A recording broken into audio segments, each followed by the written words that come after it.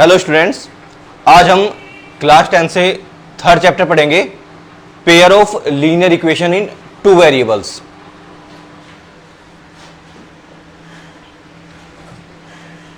इसमें हम linear equation क्या होती है, लीनियर इक्वेशन में किस तरह से हम रिप्रेजेंट करते हैं, उसको किस तरह से सोल्व किया जाता है, क्या क्या मेथड यूज होते हैं, उन मेथड्स में graphical method, substitution method, elimination method और क्रॉस मल्टीप्लिकेशन मेथड हम पढ़ेंगे। कुछ एग्जांपल्स करेंगे। तो चलिए स्टार्ट करते हैं। अगर आप हमारे चैनल पर नए हैं तो हमारे चैनल को सब्सक्राइब करें। Linear equation in two variables, any equation of the form ax plus by plus c is equal to 0. Any equation of the form ax plus by plus c is equal to 0 is known as linear equation in two variables. देखिए इसमें दो variable हैं, x और y।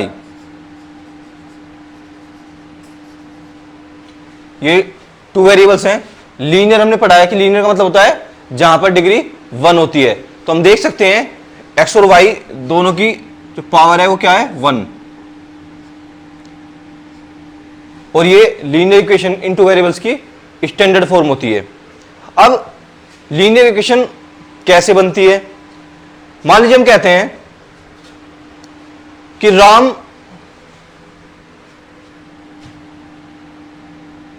₹2 पर pencil के हिसाब से 10 pencils खरीदता है और ₹1 पर इरेजर के हिसाब से 15 इरेजर्स खरीदता है।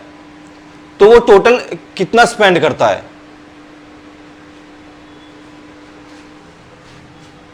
या ये कंडीशन हो गई, जैसे हम कह रहे हैं, अब हमने यहां पे फिक्स कर दिया एक्स और वाई की वैल्यू। जैसे हमने कहा ₹2 के हिसाब से 10 पेंसिल्स, तो एक्स हमने 10 कर दिया।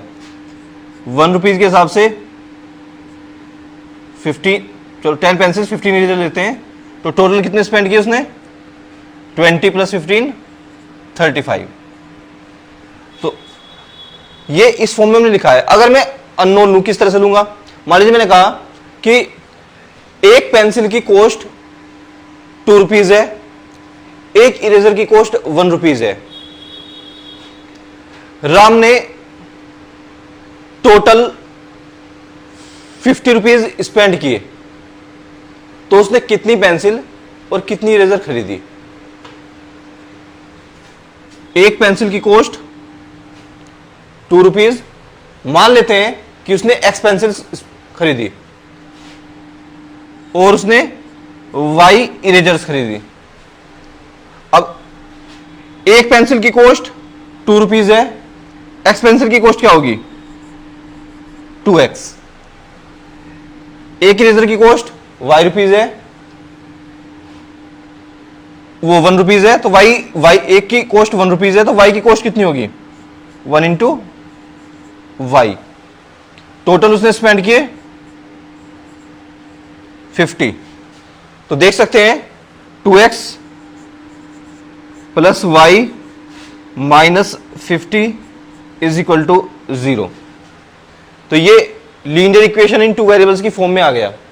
तो इस तरह की जब कंडीशंस हम यूज करते हैं, तो उस कंडीशन को जब रिप्रेजेंट करते हैं तो वो linear equation in two variables की फॉर्म में होता है। यहां पे हमने दो वेरिएबल लिए थे, पेंसिल और इरेजर, ठीक है ना। तो इस तरह से हम लीनियर इक्वेशन को रिप्रेजेंट करते हैं। अब अगर हम यहां पर एक्स और वाई की बात करें, मान लीजिए मैं एक्स और वाई को पॉइंट की फॉर्म में लेता हूं। जैसे यहां पे एक वैल्यू, फिक्स वैल्यू, एक्स की कोई पर्टिकुलर वैल्यू आएगी, वाई की भी कोई पर्टिकुलर वैल्यू आएगी। अब इसको हम किस तरह से रिप्रेजेंट करेंगे या किस तरह से देखेंगे कि एक्स और वाई की वैल्यू क्या होगी? तो हम इस चीज को ग्राफिकल मेथड से भी रिप्रेजेंट करते हैं। अब इसको रिप्रेजेंट कैसे करा जाएगा? ये एक स्ट्रेट लाइन को रिप्रेजेंट करती है। When we have equation in when we have a linear equation in two variables, it always represents a straight line. अब मैं इसको रिप्रेजेंट करता हूं, मान लीजिए मैं y की वैल्यू लिख रहा हूं यहां से, तो y की वैल्यू हो गई यहां से 15 माइनस 2x, 50 माइनस 2x, 50 को हम राइट हैंड साइड में ले गए और 2x को भी हम राइट हैंड साइड में ले गए। अब जैसे मैं इसमें सपोज x की कोई वैल्यू पुट करता हूं, अब y जो है x पे डिपेंड करता है, मान लीजिए मैं x की वैल्यू पुट करूंगा, उसके कोरस्पोंडिंग में y की कोई वैल्यू मिलेगी। मान लीजिए मैंने x को उसमें 0 पुट किया तो y की वैल्यू क्या हो गई 50, x को हम 0 पुट करेंगे y की वैल्यू 50 हो गई। मान लीजिए मैं x को 10 पुट करता हूं, तो 50 माइनस 2 इंटू 10 20, तो कितना बचेगा ये 30।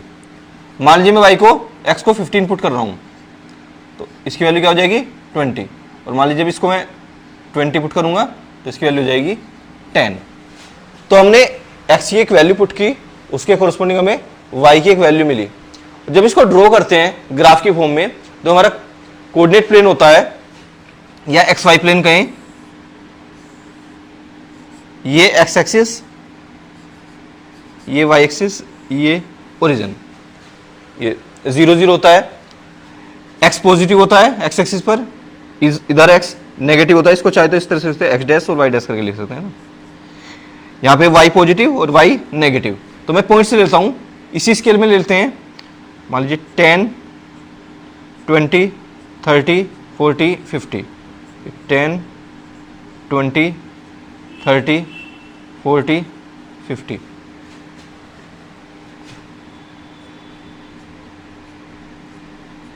10 20 30 40 50, ठीक है। इस तरह से हम पॉइंट्स ले लेते हैं। अब जो हमारा फर्स्ट पॉइंट है, देखिए अगर हम कहीं पर भी प्लेन में, जैसे ये फर्स्ट क्वाड्रेंट है, ये फोर्थ क्वाड्रेंट होते हैं हमारे, फर्स्ट क्वाड्रेंट, ये second, third and fourth quadrant. यहाँ पे देख सकते हैं हम x भी पॉजिटिव है y भी पॉजिटिव है, यानी इसमें जो वैल्यूज आएंगी उसमें x और y दोनों पॉजिटिव होंगे। इधर x नेगेटिव होता है, जिस तरह से -10 -20, इसी तरह से नीचे -10 -20। तो इधर देखेंगे तो x नेगेटिव होगा y पॉजिटिव होगा सेकंड क्वाड्रेंट में, थर्ड में x और y दोनों नेगेटिव होंगे, फोर्थ में x पॉजिटिव होगा y नेगेटिव होगा। तो जैसे यहाँ पे देखें तो पॉजिटिव है सभी, x भी और y भी, तो इसका मतलब फर्स्ट क्वाड्रेंट में वैल्यू आएंगी सभी। तो x 0, हमें पता है कि y एक्सिस पर x की वैल्यू 0 होती है और x एक्सिस पर y की वैल्यू 0 होती है। तो ये पॉइंट कहां पर होगा y एक्सिस पर, x 0 और y की वैल्यू क्या है 50, तो पॉइंट हो गया है ये 0 50। सेकंड, x की वैल्यू 10 है, y की वैल्यू 30 है। अब इसको ड्रॉ कैसे करते हैं, x की वैल्यू 10, ये y की वैल्यू 30 है, तो हम एक लाइन ड्रॉ करते हैं जो 10 से होके जाती है और 30 से, जहां पे इंटरसेक्ट करती है, मान लीजिए यहां पे इंटरसेक्ट करेगी, जो मैंने पॉइंट लिखा है ये, तो देख सकते हैं यहाँ पे x 10 है y 30 है, ये पॉइंट हो गया। नेक्स्ट x 15 है y 20 है, x 15 10 और 20 के बीच में होगा और y 20, ये पॉइंट हो गया। Next x 20 y 10, x 20 y 10, ये पॉइंट हो गया। तो हम जब इनको ज्वाइन करेंगे सभी पॉइंट्स को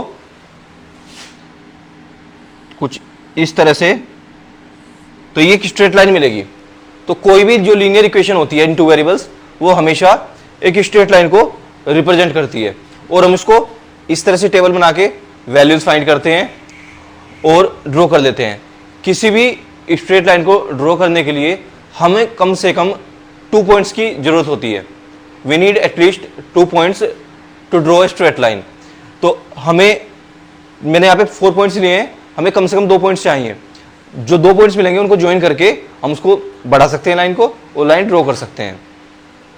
अब हम बात करते हैं कि किसी स्ट्रेट लाइन को ग्राफिकल मेथड से किस तरह से सोल्व करते हैं।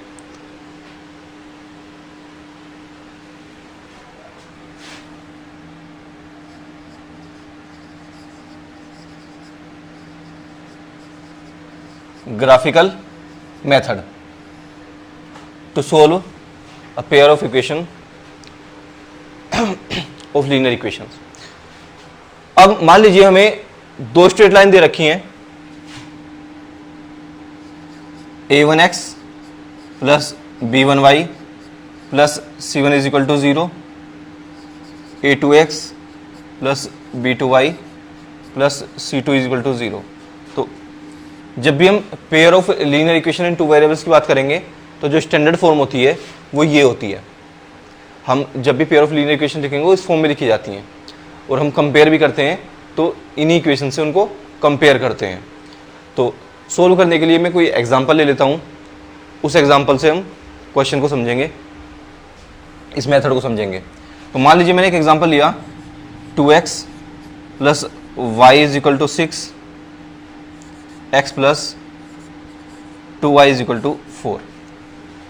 ठीक है, अब ये pair of linear equation two variables है, हम इनको ड्रॉ करते हैं और देखते हैं कि सॉल्यूशन क्या होता है। देखिए, जब हम स्ट्रेट लाइन ड्रॉ कर रहे हैं तो सॉल्यूशन कब मिलेगा हमें और क्या सॉल्यूशन हो सकता है, थोड़ी उसकी बात कर देते हैं। मान लीजिए ये हमने कोऑर्डिनेट एक्सिस लिए, सपोज 2 लाइंस हैं, एक लाइन मान लीजिए ये है, एक लाइन मान लीजिए ये है। तो ये दोनों लाइन एक दूसरे को इंटरसेक्ट करती हैं और ये इस पॉइंट पर इंटरसेक्ट कर रही हैं। मान लीजिए ये पॉइंट ए बी है, यानी x की वैल्यू इस पॉइंट पर a है और y की वैल्यू b है। तो ये जो पॉइंट है ये इस लाइन पर भी है और इस लाइन पर भी है। इसका मतलब है कि ये दोनों लाइंस की जो इक्वेशंस हैं उनको सेटिस्फाई करेगा। और सॉल्यूशन का मतलब क्या होता है? सॉल्यूशन का मतलब क्या होता है? x और y की वो वैल्यूज जो इन दोनों इक्वेशंस को सेटिस्फाई करती हैं उसको हम सॉल्यूशन कहते हैं। तो सॉल्यूशन क्या हो गया? Values of x and y which satisfy the given equations. जो गिवन इक्वेशंस हैं उनको सेटिस्फाई करती हैं, उनको हम सॉल्यूशन कहते हैं। तो यहां पर ये 2 पॉइंट्स, ये जो पॉइंट है, ये 2 वैल्यूज हैं, x is equal to a and y is equal to b, ये इस लाइन पर भी हैं और इस लाइन पर भी हैं। इसका मतलब है कि ये जो पॉइंट है ये दोनों लाइंस की इक्वेशंस को सेटिस्फाई करेगा। तो सॉल्यूशन मिल जाएगा हमें x is equal to a and y is equal to b। अब यहां पर देखें तो एक ही सॉल्यूशन मिल रहा है, ये एक ही पॉइंट पर इंटरसेक्ट करती हैं तो एक ही सॉल्यूशन मिल रहा है हमें। अगर कुछ और कंडीशंस की बात करें,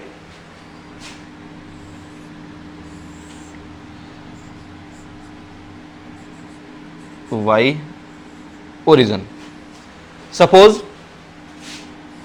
एक लाइन ये है और एक लाइन ये है, ये दोनों पैरेलल ड्रॉ किए हमने।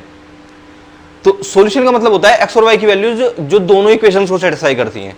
अगर मान लीजिए मैं इस लाइन पर कोई पॉइंट लेता हूं वो इस पर नहीं आएगा कभी भी, या इस पर कोई पॉइंट लेता हूं तो इस पर नहीं आएगा। इसका मतलब है कि कोई हमें कॉमन पॉइंट नहीं मिलेगा जो दोनों इक्वेशंस को या दोनों लाइंस पर लाई करता हो या दोनों इक्वेशंस को सेटिस्फाई करता हो। इसका मतलब है कि अगर लाइंस की जो इक्वेशंस की जो लाइंस आ रही हैं जो ड्रॉ कर रहे हैं हम, अगर वो पैरेलल हैं तो उसका कोई सॉल्यूशन एग्जिस्ट नहीं करेगा। तो ये पैरेलल लाइंस हैं तो इनका कोई सॉल्यूशन नहीं होगा। तो यहां पर केवल एक सॉल्यूशन मिल रहा है, यहां पर हमें कोई सॉल्यूशन नहीं मिल रहा। अब बात करते हैं एक और कंडीशन की। सपोज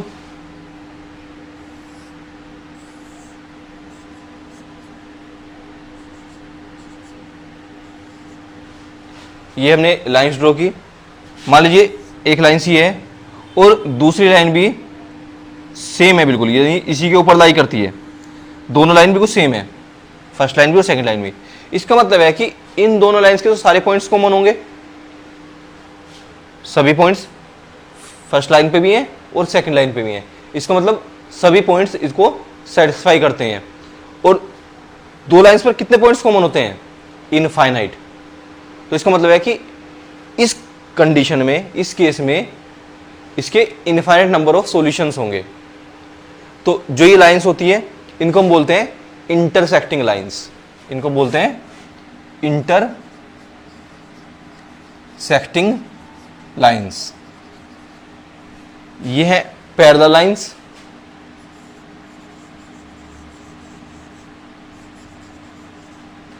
और इनको बोलते हैं कोइंसिडेंट लाइंस,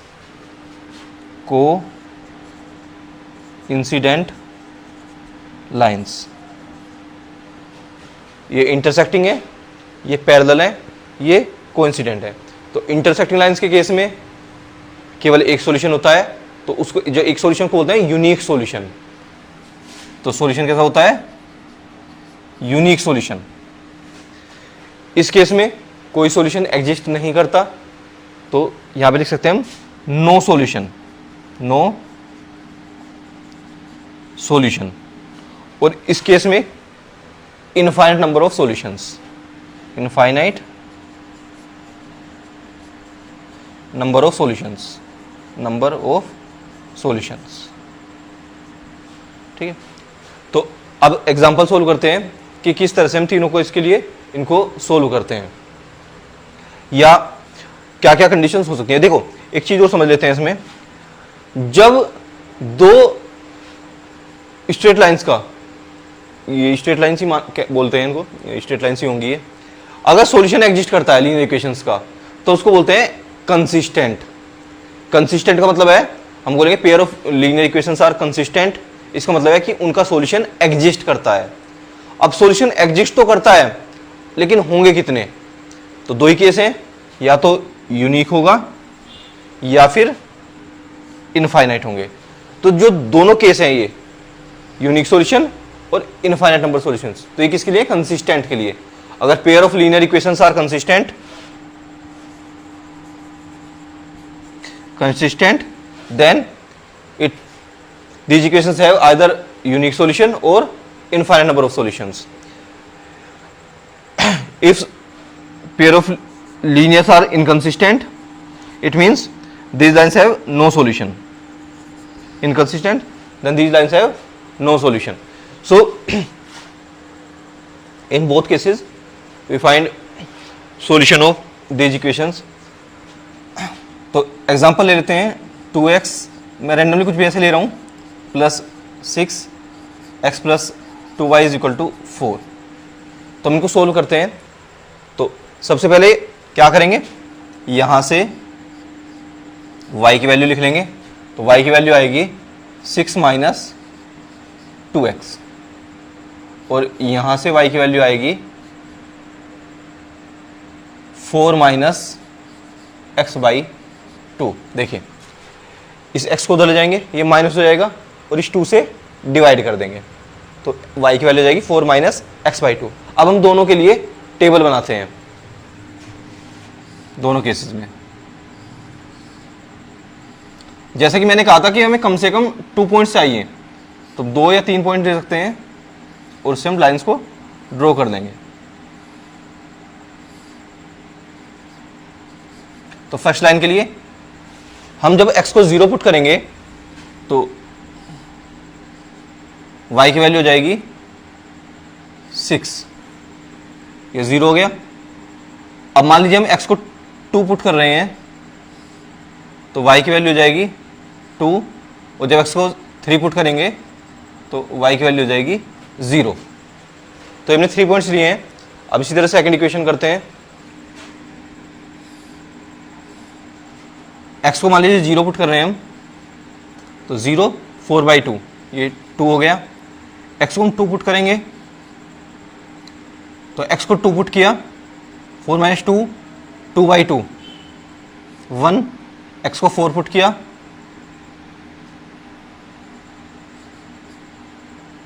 ये 0 हो गया।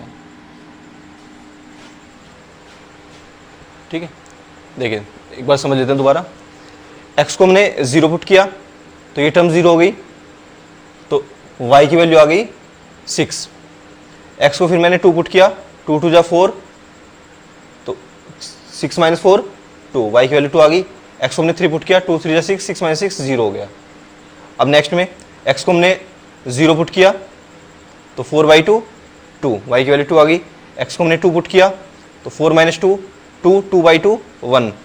x को हमने 4 पुट किया, 4 माइनस 4 0, 0.2 0। तो ये अब हम इनको ड्रॉ करते हैं।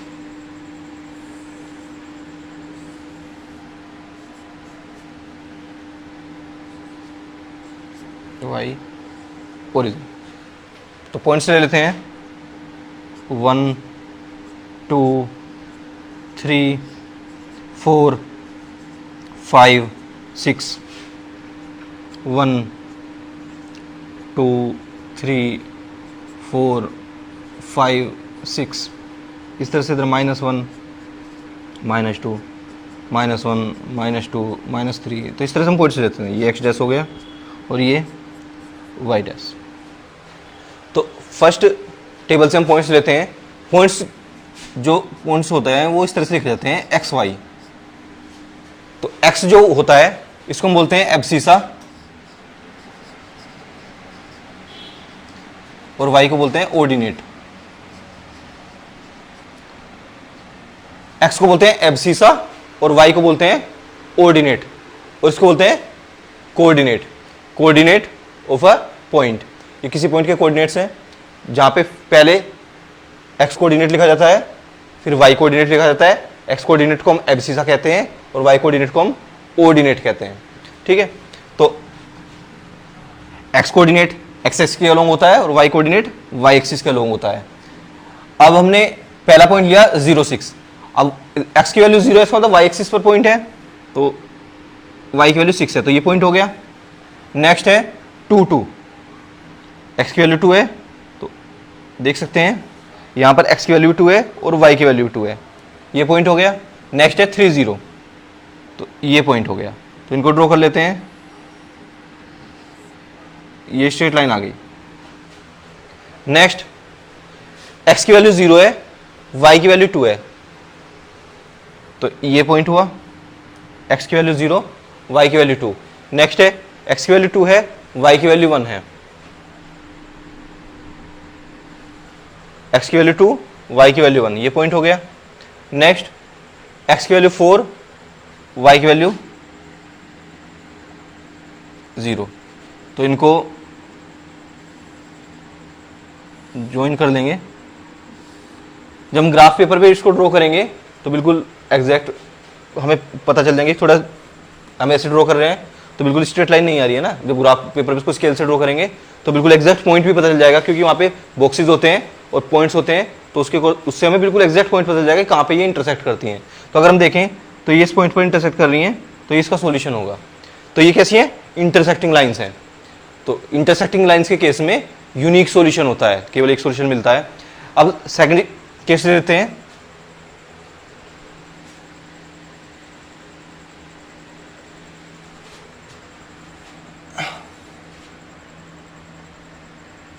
x plus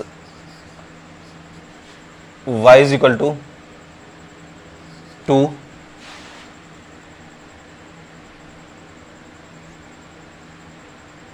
x plus Y is equal to 3। तो सेकंड केस लिया हमने, x plus Y is equal to 2 and x plus Y is equal to 3। ये दो पेयर ऑफ लीनियर इक्वेशंस हैं, हम इनको सोल्व करते हैं, ड्रॉ करते हैं। तो फर्स्ट लाइन से देखिए, यहां से y की वैल्यू आ गई 2 माइनस एक्स और यहां से y की वैल्यू आ गई 3 माइनस एक्स। तो इसको पॉइंट से ले लेते हैं टेबल बना के।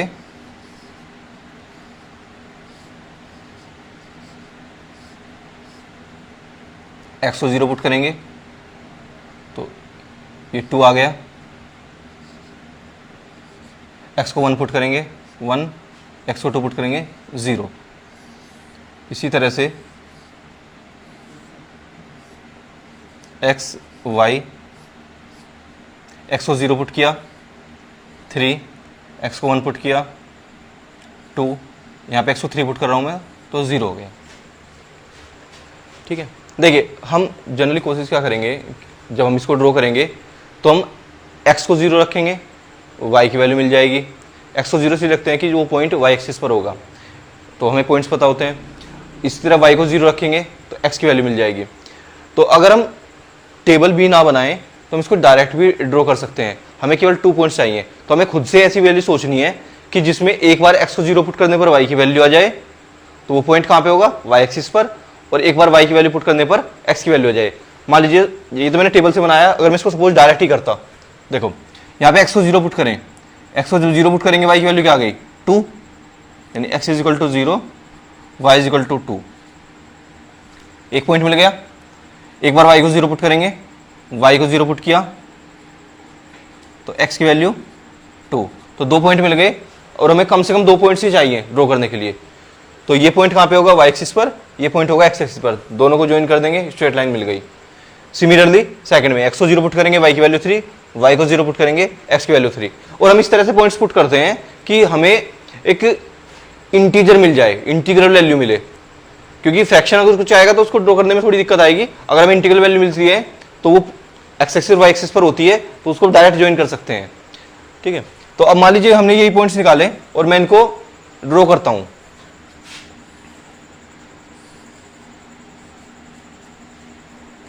x y ये ओरिजिन, तो 1 2 3 1 2 3 -1 -2 -3 -1 -2 -3। मैंने इस तरह से पॉइंट्स ले लिए, ये ओरिजिन हो गया। तो फर्स्ट पॉइंट है हमारा 0 2, x की value 0, y is equal to 2, तो ये पॉइंट हो गया। सेकंड है 1 1, तो 1 1 कहीं पर यहाँ होगा। फिर है 2 0, ये पॉइंट हो गया। तो इनको ज्वाइन करेंगे तो ये स्ट्रेट लाइन आ गई। इस तरह नेक्स्ट देखते हैं, x की वैल्यू 0, y 3, ये पॉइंट हो गया। x 1, y की वैल्यू 2, ये पॉइंट हो गया। x 3, y की वैल्यू 0, तो इनको ज्वाइन करेंगे तो देख सकते हैं दोनों लाइंस पैरेलल है। इसका मतलब इन दोनों लाइंस का कोई पॉइंट कॉमन नहीं होगा, तो इसका कोई सॉल्यूशन एग्जिस्ट नहीं करेगा। अब थर्ड केस की बात करते हैं।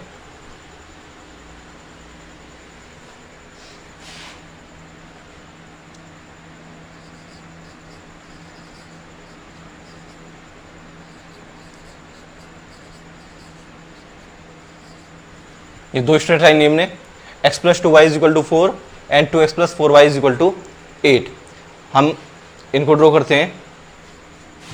तो यहां से देखें तो y की वैल्यू आ गई 4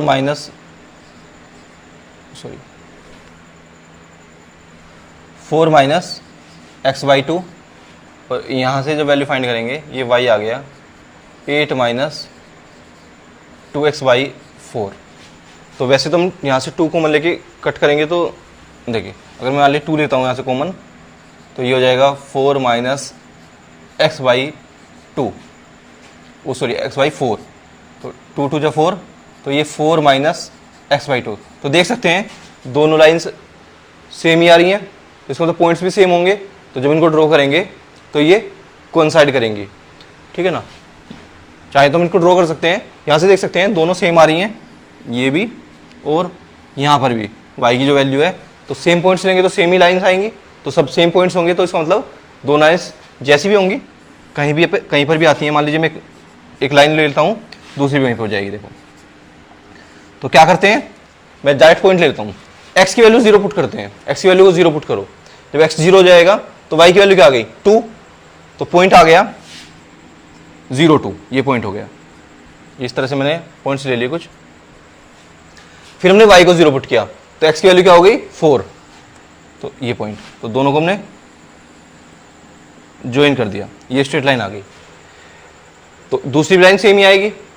ठीक है, x को 0 पुट करेंगे y की वैल्यू 2 आएगी, y को 0 पुट करेंगे x की वैल्यू 4 आएगी। तो इसका मतलब दोनों लाइन ये कोइंसाइड करेंगे। तो इस केस में इनफाइनाइट नंबर ऑफ सॉल्यूशंस होंगे, क्योंकि कोइंसिडेंट लाइंस है तो infinite number of points common है, दोनों लाइंस पे हैं। अब ये तो हमने ड्रॉ करके देखा है कि किस तरह के सॉल्यूशन होंगे। अब हम कैसे पता चलेगा, इक्वेशन को देख के क्या हम बता सकते हैं कि नंबर ऑफ सॉल्यूशंस कैसे होंगे या कितने होंगे? तो उसके लिए इक्वेशन लिख लेते हैं a1x + b1y + c1 = 0, a2x + b2y + c2 = 0। तो ये बताने के लिए कि सॉल्यूशंस कैसे होंगे या कितने होंगे, तो हम जो कोफिशिएंट्स हैं x और y के और कांस्टेंट टर्म्स है, इनका रेशियो फाइंड करते हैं। ये दोनों लाइन है, तो हम क्या करते हैं, जो कोफिशिएंट्स हैं एक्स और वाई के और कांस्टेंट टर्म्स हैं, हम इनका रेशियो फाइंड करते हैं। तो a1 upon a2,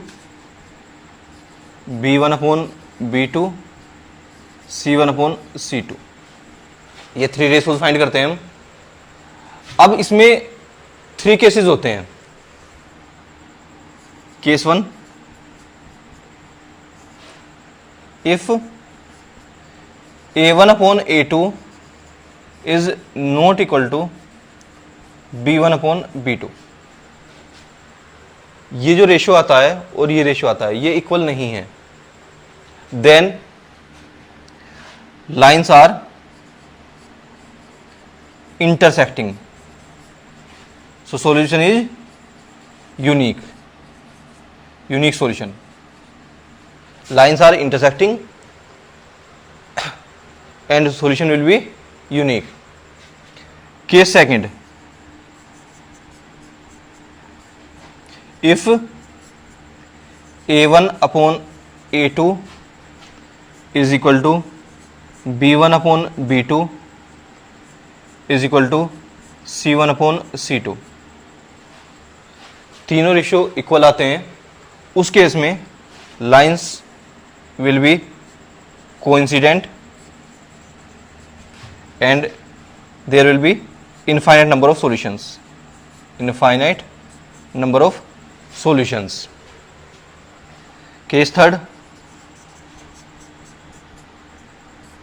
if a1 upon a2 is equal to b1 upon b2 but not equal to c1 upon c2, in this case lines will be parallel and there will be no solution, no solution। तो देख सकते हैं first case में जब हम ratio find करेंगे a1 upon a2 is not equal to b1 upon b2, so lines will be intersecting and there will be unique solution। in case second, a1 upon a2 is equal to b1 upon b2 is equal to c1 upon c2, in this case lines will be coincident and there will be infinite number of solutions। and in case third, if a1 upon a2 is equal to b1 upon b2 but not equal to c1 upon c2, then lines will be parallel and there will be no solution। अब जो हमने first 2 cases लिए हैं, तो ये होती हैं consistent lines. कैसे होंगी? कंसिस्टेंट, कंसिस्टेंट, यस, या तो यूनिक सॉल्यूशन होगा या इनफाइनाइट नंबर ऑफ सॉल्यूशन होंगे। एंड केस थर्ड जो है ये होगा inconsistent, inconsistent, there will be no solution. तो फर्स्ट 2 केसेस कंसिस्टेंट के लिए होते हैं और थर्ड केसेस इनकंसिस्टेंट के लिए होता है। तो ये हमारा फर्स्ट मेथड था to solve pair of linear equations in 2 variables. अब हम बात करते हैं सेकंड मेथड की। सेकंड मेथड है सब्स्टिट्यूशन मेथड। सब्स्टिट्यूशन मेथड, तो जैसा कि इस नाम से पता चल रहा है, हम वैल्यूज सब्स्टिट्यूट करते हैं, जो वेरिएबल्स की वैल्यूज हैं उनको हम सब्स्टिट्यूट करते हैं। तो हम एक क्वेश्चन ले लेते हैं, उससे मेथड को समझेंगे। तो मान लीजिए हमें इक्वेशन दे रखी है x plus 3y is equal to 6, 2x plus y is equal to 4। हमें इसका सॉल्यूशन फाइंड करना है। तो पहले तो हम डायरेक्ट देख सकते हैं। देखिए a1 अपॉन a2 कितना है? 1/2, क्योंकि इसका कोएफिशिएंट क्या है 1। b1 अपॉन b2 3/1, तो 1/2 is not equal to 3/1, so there will be unique solution, lines will be intersecting. तो लेकिन हमें इसका सॉल्यूशन फाइंड करना है, तो उसके लिए हम क्या करते हैं? सब्स्टिट्यूशन मेथड यूज करते हैं। तो मान लीजिए ये इक्वेशन 1 है और ये इक्वेशन 2 है। जो गिवन इक्वेशन है उनको हमने इक्वेशन 1 और इक्वेशन 2 मान लिया। इक्वेशन 1 से हम किसी एक वेरिएबल की वैल्यू फाइंड कर देते हैं, किसी की भी, x या y। मान लीजिए हमने x की वैल्यू फाइंड की, यहाँ से ये हो गए 6 minus 3y, and we substitute this value in equation 2। हमने इक्वेशन 1 से ही वैल्यू फाइंड की है और इसको इक्वेशन 1 में सब्स्टिट्यूट कर देते हैं।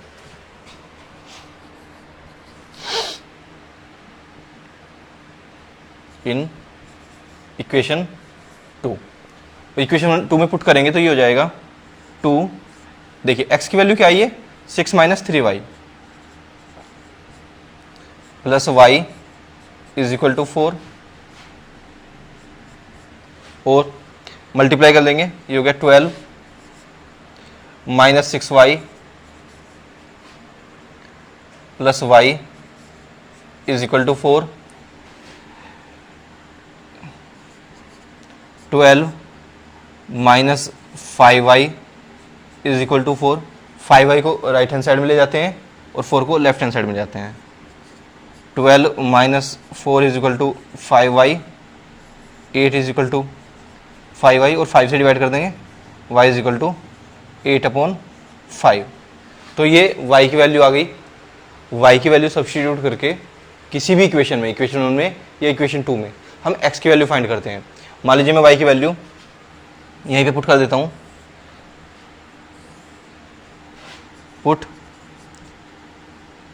Putting the value of y in equation 1। मान लीजिए मैं y की वैल्यू इक्वेशन 1 में पुट कर रहा हूँ। देखिए चाहे तो हम यहाँ पे पुट कर सकते हैं, y की वैल्यू पुट करेंगे तो डायरेक्ट हम x की वैल्यू मिल जाएगी।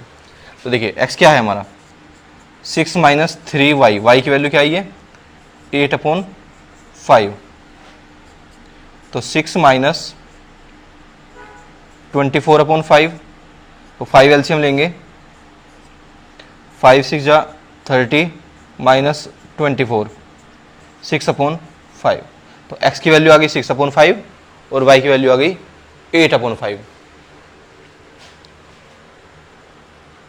ठीक है, तो इस तरह से हम सब्स्टिट्यूशन मेथड अप्लाई करते हैं। कोई किसी भी इक्वेशन से किसी एक वेरिएबल की वैल्यू फाइंड करते हैं और उस वैल्यू को दूसरी इक्वेशन में पुट कर देते हैं। तो वहां से हमें, अब जैसे यहाँ पर देखिए हमने जब इस वैल्यू पुट की तो ये y में कन्वर्ट हो गया पूरा, तो x केवल एक वेरिएबल में कन्वर्ट हो जाता है, वहां से उस वेरिएबल की वैल्यू मिल जाती है, फिर उस वैल्यू को दोनों में से किसी भी इक्वेशन में पुट करके हम अदर वेरिएबल की वैल्यू फाइंड कर लेते हैं। तो ये हमारा होता है सब्स्टिट्यूशन मेथड। नेक्स्ट मेथड की बात करते हैं, एलिमिनेशन मेथड।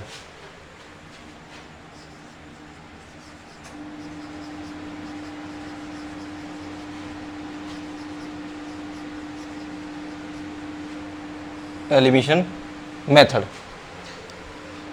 इक्वेशन एग्जांपल ले लेते हैं इसके लिए भी। x plus Y is equal to 2, 2x plus Y is equal to 4,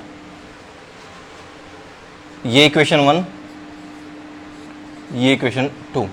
जैसा कि नाम से पता चल रहा है एलिमिनेशन, तो हमें किसी एक वेरिएबल को एलिमिनेट करना होता है। हम x या y को एलिमिनेट कर लेते हैं। अब हमें जिस वेरिएबल को एलिमिनेट करते हैं, एलिमिनेट का मतलब होता है कि उसको सब्ट्रैक्ट करने पर या ऐड करने पर वो जीरो हो जाएगा, वो खत्म हो जाएगा उसमें से। लेकिन जब उसको एलिमिनेट करेंगे हम देखेंगे कि जिसको एलिमिनेट करना है उसका कोएफिशिएंट सेम होना चाहिए दोनों इक्वेशन में। तो अगर मान लीजिए जैसे हम यहाँ पे देखें तो y का कोएफिशिएंट सेम है, तो हम यहाँ से डायरेक्ट y को एलिमिनेट कर सकते हैं, लेकिन सब्ट्रैक्ट कर देंगे इसको तो y एलिमिनेट हो जाएगा। लेकिन मान लीजिए हमें x को एलिमिनेट करना है, तो x को एलिमिनेट करने के लिए इसका कोएफिशिएंट 2 है तो इसका कोएफिशिएंट भी 2 होना चाहिए। या यूं कहें कि हम दोनों इक्वेशन में कोएफिशिएंट सेम करने के लिए हम देखते हैं कि जो कोएफिशिएंट्स हैं वेरिएबल के, उनका जो एलसीएम आता है दोनों का कोएफिशिएंट उतना कर देते हैं। मान लीजिए मैं एक एग्जांपल लिखता हूं, सपोज कुछ इस तरह से है 3x plus 4y is equal to 5, x minus 6y is equal to 10। Suppose ये दो इक्वेशन की विन है और मुझे मान लीजिए y को एलिमिनेट करना है, तो इसका मतलब y का कोएफिशिएंट सेम करना होगा दोनों इक्वेशन में। अब सेम कैसे करेंगे, तो हम क्या करते हैं, 6 का और 4 का एलसीएम ले लेते हैं। 6 और 4 का एलसीएम क्या आएगा 12। तो इसका मतलब है कि हमें दोनों इक्वेशन में y के कोएफिशिएंट को 12 करना है।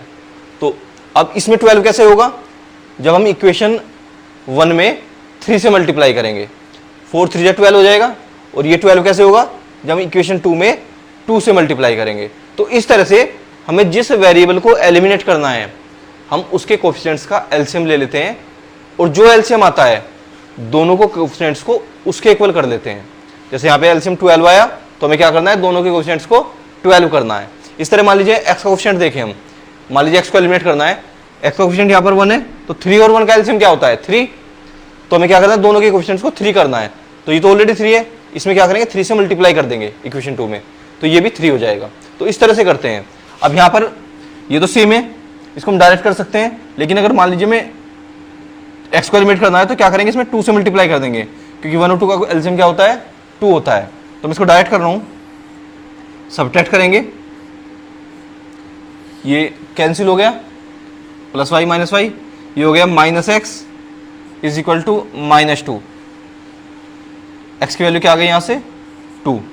अब हम एक्स की वैल्यू पुट कर सकते हैं किसी भी इक्वेशन में, या फिर एक्स को एलिमिनेट करके वाई की वैल्यू फाइंड कर सकते हैं। मान लीजिए मैं एक्स की वैल्यू पुट कर रहा हूँ, पुट इन इक्वेशन 1, एक्स की वैल्यू पुट करेंगे 2 + y is equal to 2। X की वैल्यू मैंने 2 पुट कर दी, तो y की वैल्यू क्या आ गई यहाँ से 0। तो समझ में आ गया। इस तरह से हम एलिमिनेशन मेथड अप्लाई करके लीनियर इक्वेशंस को सोल्व करते हैं। मुझे उम्मीद है कि आज हमने जो कॉन्सेप्ट डिस्कस किए वो आपको समझ में आ गए होंगे। अगर वीडियो पसंद आया तो वीडियो को लाइक और शेयर करें और हमारे चैनल को सब्सक्राइब करें। Thank you.